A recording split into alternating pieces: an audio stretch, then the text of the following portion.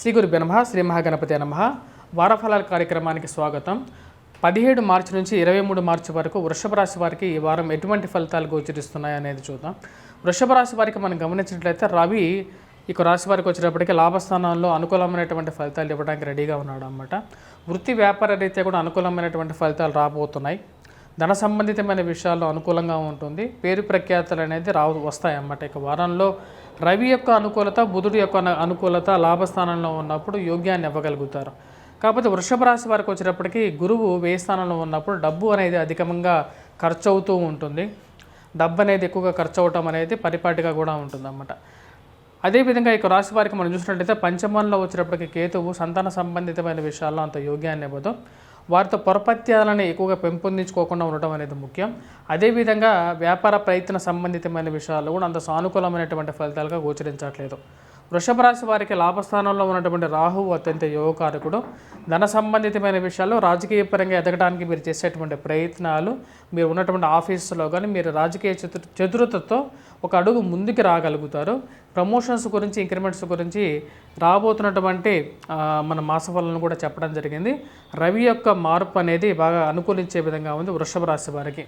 దాదాపు నెల రోజుల పాటు అనుకూలంగా ఉంటుంది. మార్చి 15వ తారీఖు నుంచి రాబోతున్నటువంటి ఏప్రిల్ 15వ తారీఖు వరకు కూడా కొంచెం అనుకూలమైనటువంటి ఫలితాలు ఇవ్వగలుగుతాడన్నమాట రవి ఎప్పుడైతే ఈ రాశి వారికి వృషభ రాశి వారికి లాభస్థానంలో ఉన్నప్పుడు. అదేవిధంగా స్నేహితులు, బంధువులతో కూడా సఖ్యత అనేది కూడా అనుకూలించే విధంగా ఉంటుంది ఈ రాశి వారికి. అదేవిధంగా ఈ రాశి వారికి వచ్చేటప్పటికి రాజ్యస్థానంలో శని, కుజుడు, శుక్రుడు కాంబినేషన్ అన్నమాట.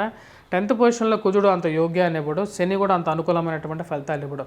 ఉద్యోగ ప్రయత్న సంబంధితమైన విషయాల్లో అంత సానుకూలపడే విధంగా లేదు.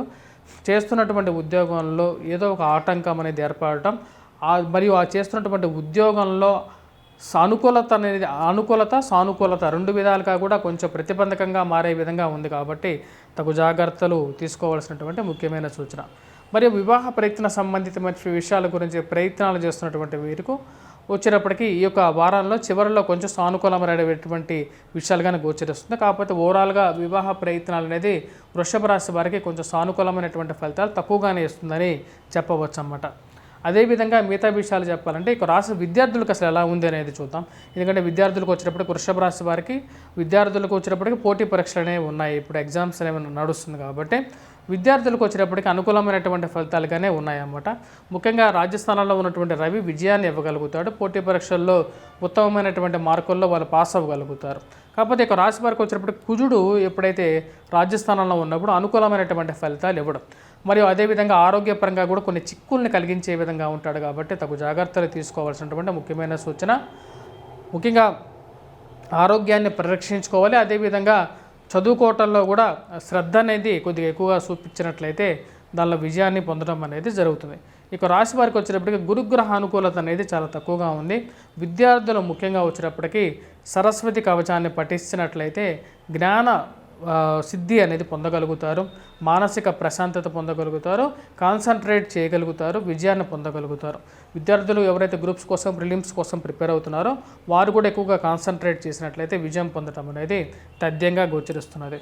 ఇక రాశిలో ఉన్నటువంటి విద్యార్థులతో పాటు ఉద్యోగస్తులకు వచ్చేటప్పటికి ఈ వారం అనుకూలమైనటువంటి ఫలితాలుగానే చెప్పొచ్చు.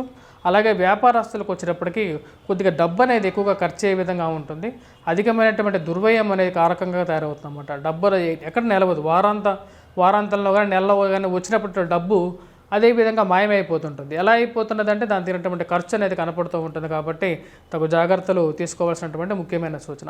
ఇక రాశి వారికి వచ్చినప్పటికీ పంచమంలో ఉన్నటువంటి కేతు అధికమైనటువంటి ఖర్చుకు కారకుడుగా కూడా తయారవుతాడు. నూతన వ్యాపార ప్రయత్న సంబంధితమైన విషయాల గురించి, స్పెక్యులేషన్స్లో కానీ ఇన్వెస్ట్మెంట్స్ గురించి పెట్టాలి అనుకునేటప్పుడు మీరు ప్రయత్నం చేసేటువంటి ప్రయత్నాల్లో తగు జాగ్రత్తలు తీసుకోవాల్సినటువంటి ముఖ్యమైనటువంటి సూచన. ఎందుకంటే అంత అనుకూలమైనటువంటి ఫలితాలుగా గోచరించట్లేదు. ఈ యొక్క వారాల్లో వచ్చేటప్పటికి పెద్ద పెద్ద ఇన్వెస్ట్మెంట్స్ గురించి కొంచెం దూరంగా ఉంటేనే అనుకూలమైనటువంటి ఫలితాలు గోచరిస్తాయి అన్నమాట. అదేవిధంగా వ్యాపారస్తులకు కూడా అదేవిధంగా ఉంది. విద్యార్థులకు ఎలా ఉందో చూసాం.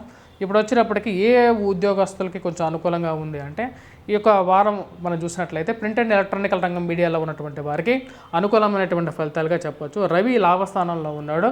అదేవిధంగా ఎవరైతే పుస్తక రంగంలో కానీ లేకపోతే పేపర్ మీడియాలో కానీ ఉన్నటువంటి వారికి అనుకూలమైనటువంటి ఫలితాలు ఎక్కువగా ఉన్నాయన్నమాట.